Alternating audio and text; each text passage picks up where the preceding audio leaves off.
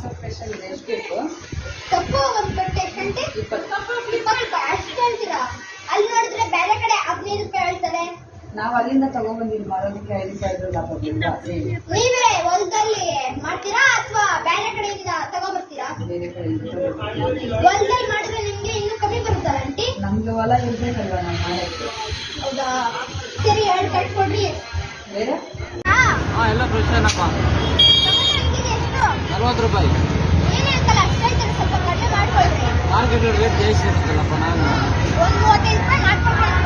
ಎಲ್ಲ ತರಕಾರಿ ತಗೊಂಡು ಕಡಿಮೆ ಮಾಡ್ಬೋದು. ಸರಿ ತಗೊಂತೀನಿ, ಸ್ವಲ್ಪ ಹೆಚ್ಚಿಗೆ ತಗೊಂತೀನಿ. ಆಯ್ತು, ಒಂದು 10 ರೂಪಾಯಿ ಕಡಿಮೆ ಮಾಡ್ಕೊಡ್ತೀನಿ ತಗೊಳ್ಳೋದು. ನಾವೇ ಹಾಕ್ಕೊಳ್ಳೋದು. ಹಾಕ್ಕೊಳ್ಳೋದು.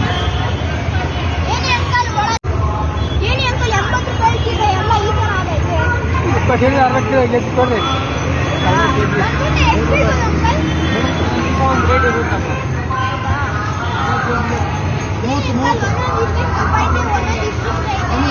ಹೊರಗಡೆ 50 ರೂಪಾಯಿ ಹೋಗ.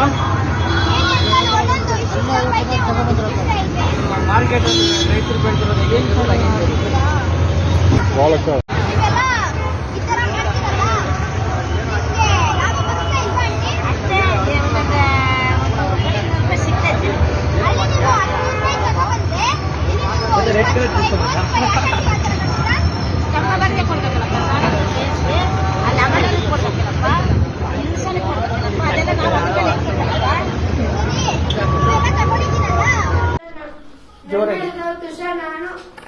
ಮುಂದಪ್ಪ. ನನ್ನ ಶಾಲೆ GLPS ಬನಾಲಿ. ನಾನು ಮಿಮಿಕ್ರಿ ಮಾಡುತ್ತೇನೆ. ಹೋಗಿಲಿ. ಕಾಗೆ ಹುಂಜ ಕುಕುಡುಕೂಕು ಕುಕುಡುಕೂಕು. ನಾಯಿ ನರಿ ಔ ಔ.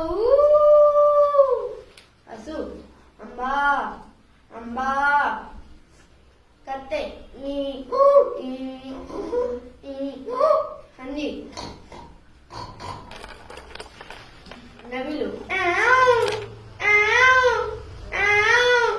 ಸಿಂಹ. ನರಿ